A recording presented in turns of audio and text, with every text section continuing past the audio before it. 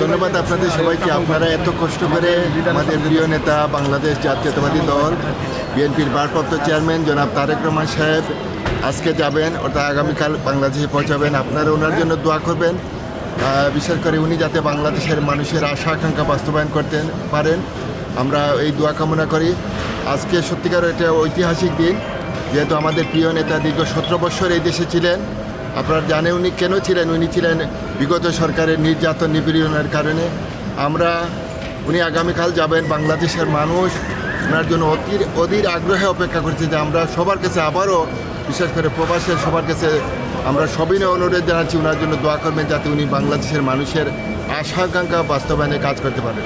ওইটা অফিসিয়ালি হয়তো আপনারা জানবেন একটু পর, যেহেতু এটা বাংলাদেশ জাতীয়তাবাদী দল বিএনপি কেন্দ্রীয় সংসদ ওনারাই সব কিছু মনিটর করতেছেন। ওনাদের কাছ থেকে আপনারা বিস্তারিত বিশেষ করে সহধর্মিনী ডাক্তার জুবাইদুর রহমান এবং ওনার কন্যা জায়মা রহমান যাচ্ছেন। আর আমাদের আব্দুর রহমান সানি ভাই, আমাদের প্রাণপ্রিয় নেতা জনাব তারেক রহমান সাহেবের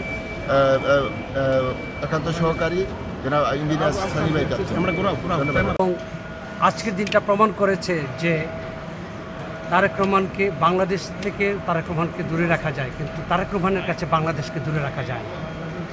বাংলাদেশের ছেলে, বাংলাদেশের মানুষ, বাংলাদেশের প্রাণ, তারেক রহমান ফিরছেন বাংলাদেশ।